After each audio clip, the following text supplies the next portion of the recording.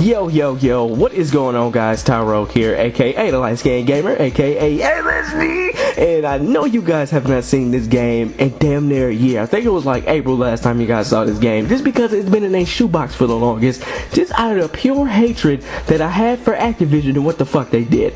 And I know this game is probably the most hated Vita game, probably the most hated Call of Duty game next to Ghost, but I'm just going to go ahead and break down why this game is the way it is, why it was so rushed, why it was a half-assed job, and the story behind Declassified and what actually went wrong with this game. So, the reason why there was no zombies, the campaign, all that shit. So, I'm about to cover all that right now. So, it starts off, Activision announces Call of Duty coming to the PS Vita, and it was like, they said coming in 2012, and it was like 2010, 2011, so it was a year and a half, 2 years prior to when they announced it. So, what they did, they picked their team, they said, we're working on it, and it's going to be a Call of Duty title coming in 2012. So, the thing is, if they took that long, how come it feels like such a rushed job? Well, the original team working on it, which for some reason I'd never heard their names, they didn't get the tech down right, didn't know what they were doing, so Activision had to get another team with more experience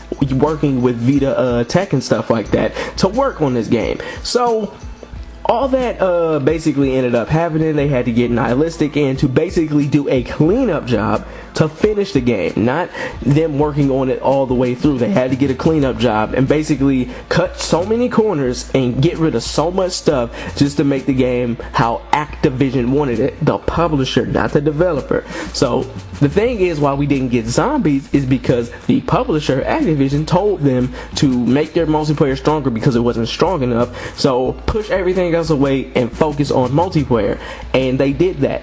And Nihilistic actually wanted to make this game with zombies and the full-fledged campaign experience and stuff like that, but they couldn't do it. They said it has to go by Activision first. Therefore, Activision told them no and told them to make their multiplayer stronger. That's why the multiplayer honestly is the best part in this broken game. So anyway, no zombies. Campaign had to be spec ops missions because they couldn't do that much with it.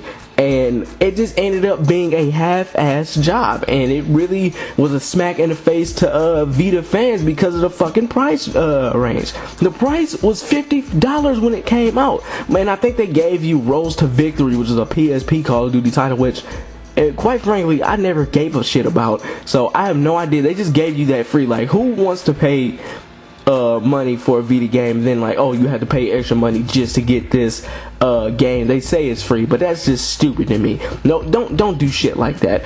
But anyway, all that shit aside, that's why you didn't get zombies, that's why campaign was spec ops missions, that's why all this shit happened, and it's because of the publisher's fault.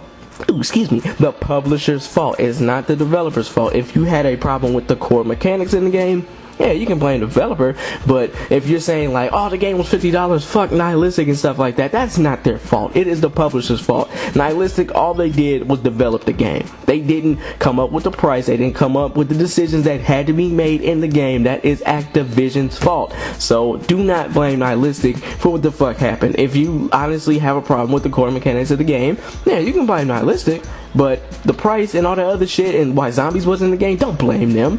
They had to do a cleanup job. I actually respect them for actually picking it up and taking Activision's blame for it, because I've heard so many people, including myself, blame Nihilistic, but don't say shit to Activision. And I had to think about that for a minute. Nihilistic didn't come up with the price range. Nihilistic didn't have to push zombies out to make the multiplayer strong. They would have did it anyway if they had power, but they didn't, because that's how Activision is. Activision is that money-hungry company. Instead of pushing the game back, they would rather push it out as soon as it on its strict release date, just to make that money. So they don't believe in pushing games back. And I can't think of one other Activision title that is not Call of Duty that they actually publish, because nobody really wants to make games for their ass, because it's literally that bad. They don't put shit back, they push it out. And that's what I do not like about EA and Activision. EA killed Medal of Honor and their fucking Battlefield up because they had creative rights over DICE and shit like that, which kind of fucked it all up for everybody. So Anyway, that is the full story of Black Ops Declassified and why it was a flop, and not flop in sales because it was the second best-selling Vita game, but why it was a flop in just bringing the overall Call of Duty experience on the Vita. Instead of giving us a Black Ops port, they gave us this, and this is why I'm second-guessing doing the Black Ops Declassified gun reviews, because once I think about it, yeah, I do have fun online, but just once I think about the whole just the principle of what the fuck they try to pull just pisses me off to the maximum. But anyway, I hope you guys have enjoyed this video. Tell me what you think about this whole story behind Declassified in the comment section. Go ahead and leave a like, subscribe if you haven't, and that is it, guys. Tyro Gazelle, baby.